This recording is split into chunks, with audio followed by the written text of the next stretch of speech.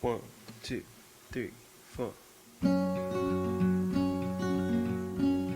我们之前不是聊那个学校那一期嘛，我们就提到说这个学院派啊，还是野路子这样的一个话题。今天我们想稍微展开来讲一讲，学院派它可以决定你的下限，但是决定不了你的上限。上限对于每个人来说都是公平的。你比如说艺术家卢梭，他也不是科班出身，但是他的东西非常有魅力，非常自我，然后他表达他自己一些梦境。他又没有去过非洲，然后他也没有去过一些热带丛林，他就很靠想象画出这样一些东西。你对比同样比如说学院派出身的，举个例子，比如说安格尔，他的作品古典的上限了，可以说是，但是你也没法放到一起去比较。像卢梭这样的存在啊，他可以为一些草根的这样的艺术家给他们了一个鼓舞也好，给他们一个目标也好，觉得这个事情是可成的。但是呢，卢梭这样的，他无论是他的经历也好，他最后达到的成就也好，这个也没有办法去复制。他被大家戏称为星期天画家，就表现了说大家对他的这种不屑和嘲讽。你现在看起来这些东西都能成为传奇，你想象一下当时他所承担的这些压力，是不是你能承受的？如果一个人很顾及舆论给他带来的一些压力，他的艺术作品上限可能也是很有限的。他们有一个强大的内心，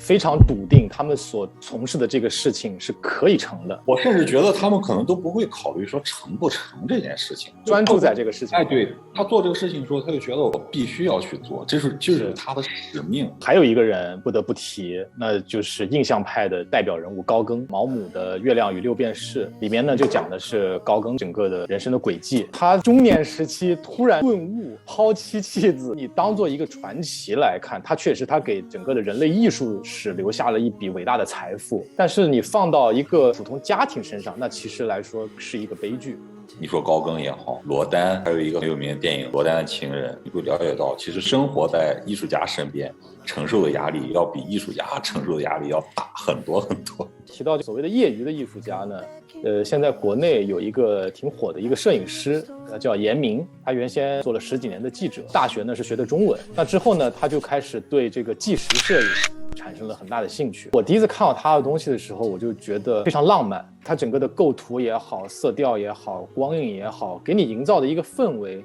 很荒诞、魔幻现实主义的这样的一些感受。所谓草根啊，相对来说，这种科班出身来说，有一个巨大的优势，他们对社会的融入感比所谓的专业人士要好很多。他很多东西就是来自于社会，来自于街头。他一旦在这里面能提炼出一些自己的思考，我觉得那种东西的作品魅力真的是挺好的。你刚才提到这个摄影师，让我想到了一个美国的摄影师，就法兰克。他最著名的就是《Americans》，他是横穿了整个美国，记录了美国的各个地方的民风。他作品就感觉很 solid， 你越看会觉得越有意思。严明为例的话，他能在摄影上取得这样的成功，我觉得是有2点。他首先，你看他是学中文的，一定是有大量的阅读这样的习惯。其次，他做了10几年的记者，他的生活给他了充分的养料和素材。还有一个例子啊，有一年我在上海的一个小的美术馆，叫做 Feel Feel。那我第一次去他们这个空间呢，就看到一个展览，是关于一个草根艺术家的这样的一个策展，就是他们找了好几位这种，比方说是公务员也好啊，公司的职员、白领啊，他们呢，其实在私下里呢，就是平时的日常生活当中也做一些艺术方面的创作，就把他们的这样的一些作品呢，汇集到这样的一个小的展览上。就你能看出来，就我们经常说的嘛，高手在民间嘛。我很多年前看到一个报道，就讲了一个山东的一个老奶奶画的东西也是非常有魅力，而且就是风格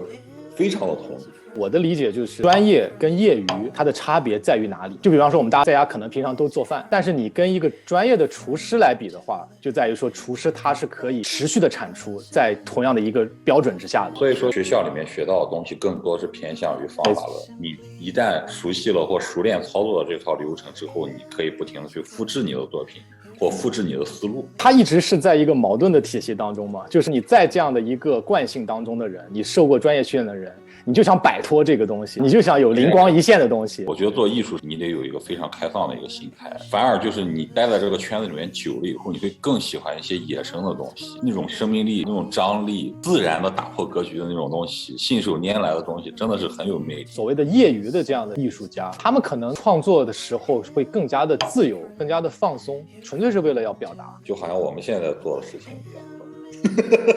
没有想过变现，对吧？你第一天跟我聊的时候就讲的是变现。